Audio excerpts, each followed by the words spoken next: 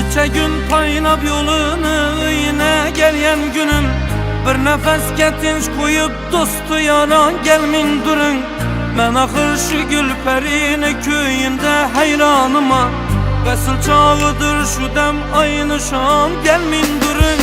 Şu gülen damlı eğer dostu çıkanı bulsanız, her birin öz yarınız netende canı bulsanız, hem periveşler kebi mahtabanı bulsanız, dilde işkim sırtın kıyızı cuvan gelmin durun.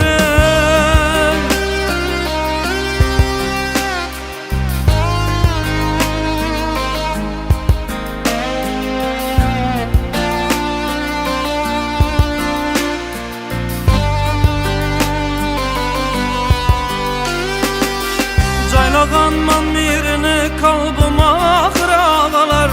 Gülmeyiz ahvalıma derdim yamandır ağalar.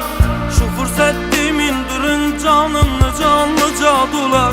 Titreten hazır kopar ahır zaman gelmin durun. Bir gelip men bu caya açılmin dursun kapılar. Telefonla tinç koyun birden başka iş tapılar.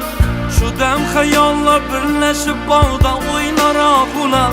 Görünmez göz geçpey cümle cahan gelmin durun. Şu mübarek dilde bir işkı gümanı kılmanız, gelmesin yanı öter eşki gümanı kılmanız. İş kılıp kurban baya dostlar yamanı kılmanız. Şu saat bağrımda durma taban